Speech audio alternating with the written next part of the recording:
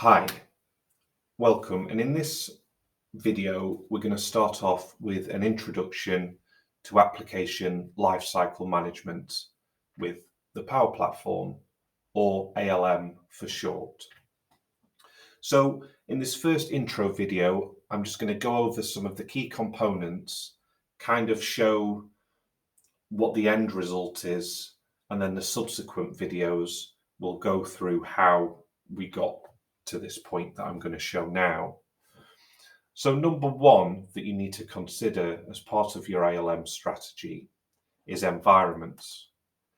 Now, that's critical because essential to ALM, and a reason why you would want to implement ALM, is to transition an app from a development environment through some sort of test environment, ultimately into a production environment, and have it automated in such a way that you can reliably just keep rinsing and repeating and iterating on your applications. So first things first, that's why environment strategy is critical. Now, I would say in its basic form, you would want to have a development environment, which is permissioned, so only developers can create artifacts in that environment. Then a test environment, which would maybe be a subset of users, developers that can access, and then ultimately you're going to want to have a production environment that end users ultimately are using on a daily basis for production purposes. Within environment, the next key element to this is it works by way of solutions. And we're essentially unpackaging those solutions to store it in its code form to get the benefits of a code repository for changes, repackaging it up, and then it moves throughout the environments. So in terms of solutions, you're going to want to have unmanaged solutions at your development side, and then as you reach test and production, you're going to want your solutions to be in a managed state, just to have the focus of the changes occur in development, and then updates are applied from the unmanaged solution, exported as a managed, ultimately, and then re-imported to test and production as managed.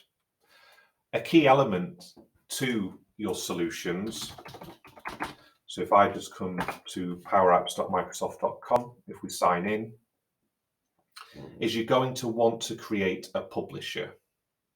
In a nutshell, it is just a name, but it is critical to define the ownership of a solution. So you really don't want to be using the default one. The default one would basically prefix any of your solution artifacts with something similar to what I've highlighted below. But what you want to do is within your solutions area, go to publishers. So I've created one called Power Platform Philips. Due to the constraint of the number of characters you can have, I've ended up doing PPPHI, so PP for Power Platform, and then just as many characters I could get from the Philips. But what that then nicely does is if we come back to our solutions, when we create a solution, if I just show you here, it's going to ask you to select the publisher. And then when we go to a solution,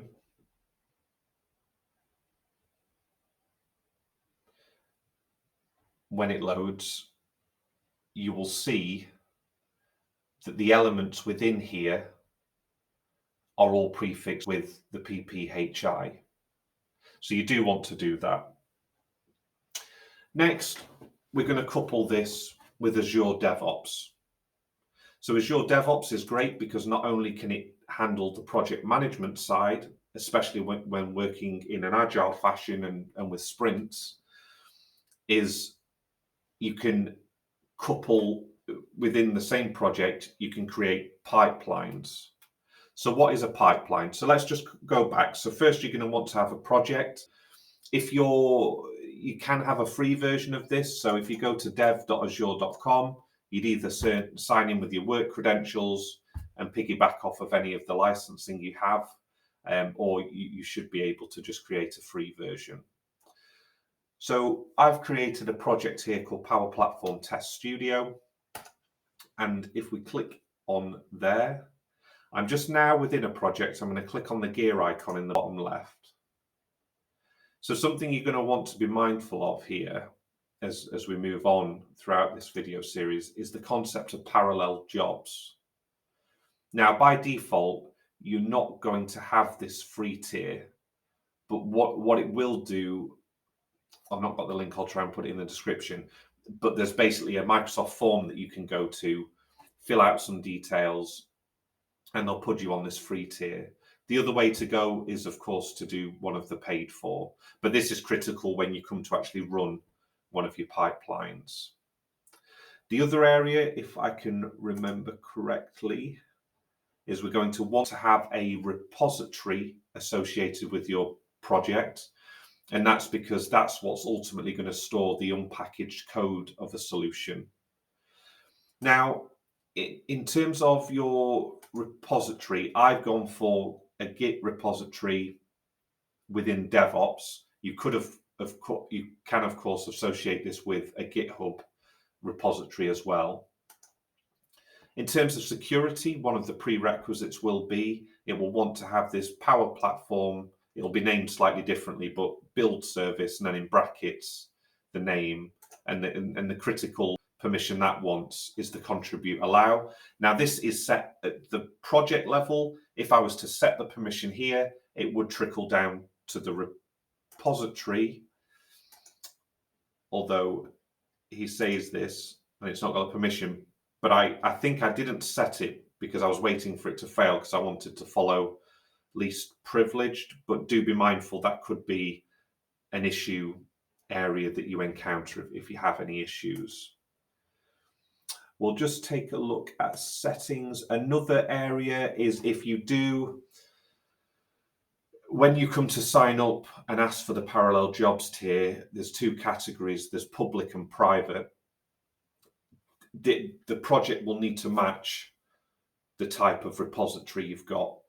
So you could have a private and public mismatch. But what you may find is that by default, you don't have the ability to switch up that toggle. And I believe you would control the ability to do that at an organization level. So just quickly, DevOps, this is the organization level, and then we've got projects within. So if you come to the organization level, in the bottom left, we've got organization settings. And if we click on here and go to policies under security, there is a toggle that will allow, if you enable allow public projects, that means that when you come to a project, go to project settings, you will have this ability. If you don't have that ability, look to your organization settings.